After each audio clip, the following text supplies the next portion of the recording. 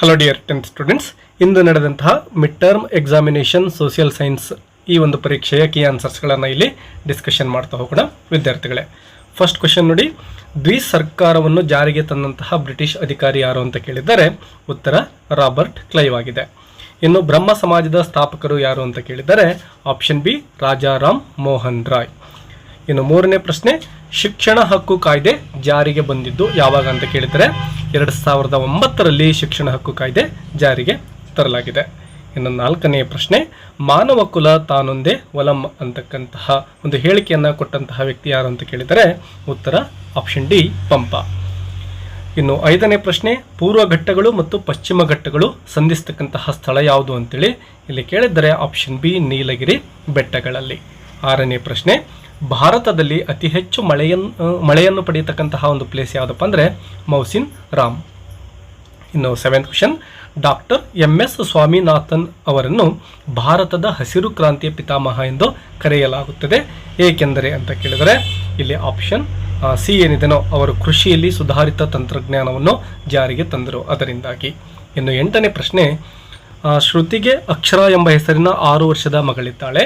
ಮಗಳ ಉನ್ನತ ವ್ಯಾಸಂಗಕ್ಕಾಗಿ ಅವಳು ಪ್ರತಿ ತಿಂಗಳು ಹಣವನ್ನು ಉಳಿತಾಯ ಮಾಡಬೇಕಾಗಿದೆ. ಅವಳು ತೆರೆಯಬಹುದಾದಂತಹ ಒಂದು ಸೂಕ್ತವಾದ ಬ್ಯಾಂಕ್ ಖಾತೆ ಯಾವುದು ಅಂತ ಕೇಳಿದರೆ ಇದಕ್ಕೆ ಸರಿಯಾಗಿರ್ತಕ್ಕಂತಹ ಉತ್ತರ ಆವರ್ತ ಠೇವಣಿ ಖಾತೆ ಅಂದರೆ ಆಪ್ಷನ್ ಎ ಏನಿದೆನೋ ಇದೇ ಸರಿಯಾಗಿರ್ತಕ್ಕಂತಹ ಉತ್ತರ ಆಗಿರುತ್ತೆ.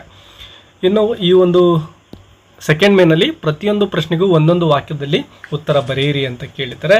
ಸೊ ಇಲ್ಲೂ ಕೂಡ 8 ಅಂಕಗಳನ್ನು ನಾವು ತೆಗೆದುಕೊಳ್ಬಹುದು.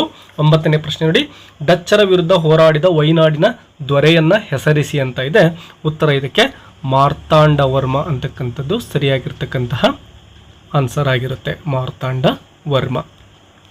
ಇನ್ನು 10th ಕ್ವೆಶ್ಚನ್ ನೋಡಿ, 1765ರ ಹೊತ್ತಿಗೆ ಬ್ರಿಟಿಷರ ನಿಯಂತ್ರಣವು ಬಂಗಾಳ ಮತ್ತು ಬೊಂಬಾಯಿಗಳಿಗೆ ಮಾತ್ರ ಸೀಮಿತ ಆಗಿತ್ತು ಏಕೆ ಅಂತ ಕೇಳಿದ್ದಾರೆ. ಯಾಕೆಂದರೆ ಸುಮಾರು 1765ರ ಹೊತ್ತಿಗೆ ಏನಾಗಿರುತ್ತಪ್ಪ ಅಂದರೆ ಭಾರತದ ಪಶ್ಚಿಮ ಮತ್ತು ದಕ್ಷಿಣ ಈ ಎರಡೂ ಕಡೆನೂ ಕೂಡ ಮೈಸೂರು ಮತ್ತು ಮರಾಠ ರಾಜ್ಯಗಳು ಪ್ರಬಲ ಆಗಿರ್ತವೆ. ಬ್ರಿಟಿಷರ ನಿಯಂತ್ರಣವು ಬಂಗಾಳ ಮತ್ತು ಬೊಂಬಾಯಿಗಳಿಗೆ ಮಾತ್ರ ಸೀಮಿತ ಆಗಿರುತ್ತೆ. ಇನ್ನು 11ನೇ ಪ್ರಶ್ನೆ, ಭಾರತದ ಮೊದಲ ಮಹಿಳಾ ಪ್ರಧಾನಮಂತ್ರಿ ಯಾರು ಅಂತ ಕೇಳಿದರೆ ತುಂಬ ಸಿಂಪಲ್ ಆಗಿರೋ ಪ್ರಶ್ನೆ, ಇಂದಿರಾ ಗಾಂಧಿ ಅವರು ಭಾರತದ ಪ್ರಥಮ ಮಹಿಳಾ ಪ್ರಧಾನಿಯಾಗಿದ್ದಾರೆ. ಇನ್ನು ಶ್ರಮ ವಿಭಜನೆ ಎಂದರೇನು ಅಂತ ಕೇಳಿದರೆ ಯಾವುದೇ ಒಂದು ಕೆಲಸವನ್ನು ಜನರ ಆಸಕ್ತಿ, ಸಾಮರ್ಥ್ಯ, ಅವರ ವಯಸ್ಸು, ಅವರ ಕೌಶಲ್ಯ ಮತ್ತು ಲಿಂಗ ಭೇದಗಳ ಆಧಾರದ ಮೇಲೆ ಹಂಚಿಕೊಂಡು ಮಾಡ್ತಕ್ಕಂತಹದ್ದನ್ನೇ ಶ್ರಮ ವಿಭಜನೆ ಅಂತೇಳಿ ಕರೀತಾರೆ. ಇನ್ನು 13ನೇ ಪ್ರಶ್ನೆ, ಸಂಘಟಿತ ವಲಯದ ಕೆಲಸಗಾರರಿಗೆ ಒಂದು ಉದಾಹರಣೆ ಕೊಡಿ ಅಂತ ಕೇಳಿದರೆ ಖಾಸಗಿ ಕಂಪ್ನಿಗಳಿರ್ಬೋದು, ಕಾರ್ಖಾನೆಗಳಿರ್ಬೋದು, ಶಾಲಾ ಕಾಲೇಜುಗಳು, ಬ್ಯಾಂಕು, ಸರ್ಕಾರಿ ಇಲಾಖೆ, ಇಷ್ಟರಲ್ಲಿ ನೀವು ಯಾವುದಾದ್ರೂ ಒಂದು ಬರೆದ್ರೂ ಕೂಡ ನಿಮಗೆ 1 ಅಂಕ ಸಿಗುತ್ತೆ. ಇನ್ನು 14ನೇ ಪ್ರಶ್ನೆ, ಅತಿ ಹೆಚ್ಚು ಅರಣ್ಯ ಪ್ರದೇಶವನ್ನು ಹೊಂದಿರತಕ್ಕಂತಹ ಭಾರತದ ರಾಜ್ಯ ಯಾವುದಪ್ಪ ಅಂದರೆ ಮಧ್ಯಪ್ರದೇಶ ಆಗಿದೆ ವಿದ್ಯಾರ್ಥಿಗಳೇ. ಇನ್ನು 15ನೇ ಪ್ರಶ್ನೆ, ಭಾರತದ ಆರ್ಥಿಕ ಯೋಜನೆಯ ಪಿತಾಮಹ ಅಂತೇಳಿ ಸರ್ ಎಂ ವಿಶ್ವೇಶ್ವರಯ್ಯ ಅವರನ್ನು ಕರೀತಾರೆ. ಭಾರತದ ಯಾವ ಬ್ಯಾಂಕನ್ನು ಬ್ಯಾಂಕುಗಳ ಬ್ಯಾಂಕ್ ಎಂದು ಕರೆಯುತ್ತಾರೆ ಅಂತ ಕೇಳಿದರೆ ಭಾರತದ ಬ್ಯಾಂಕುಗಳ ಬ್ಯಾಂಕ್ ಅಂತೇಳಿ ರಿಸರ್ವ್ ಬ್ಯಾಂಕ್ ಆಫ್ ಇಂಡಿಯಾವನ್ನು ಕರೀತಾರೆ. ಅದೇ ರೀತಿ ಸಾರ್ವಜನಿಕ ಇದು ನೋಡಿ ಸುಮಾರು 8 ಪ್ರಶ್ನೆಗಳು 2 ಅಂಕಕ್ಕೆ ಕೇಳಿರ್ತಕ್ಕಂತಹ ಥರ್ಡ್ ಮೇನನ್ನು ನೋಡೋಣ.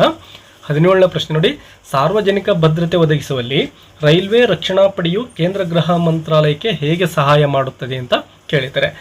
ರೈಲ್ವೆ ಅಪರಾಧಗಳನ್ನು ತಡೆಗಟ್ಟತಕ್ಕಂಥದ್ದು, ತನಿಖೆ ಮಾಡ್ತಕ್ಕಂಥದ್ದು, ರೈಲ್ವೆ ಪ್ರಯಾಣಿಕರ ರಕ್ಷಣೆ ಮಾಡ್ತಕ್ಕಂಥದ್ದು ಮತ್ತು ರೈಲ್ವೆ ಹಳಿಗಳು ಏನಿರ್ತವೋ ಅವುಗಳ ಒಂದು ಆಸ್ತಿಗಳನ್ನು ರಕ್ಷಣೆ ಮಾಡ್ತಕ್ಕಂಥದ್ದು ಇವೆಲ್ಲವೂ ಕೂಡ ರೈಲ್ವೆ ರಕ್ಷಣಾ ಪಡೆಯ ಒಂದು ಕೇಂದ್ರ ಗೃಹ ಮಂತ್ರಾಲಯಕ್ಕೆ ಈ ರೀತಿ ಸಹಾಯ ಮಾಡ್ತದೆ.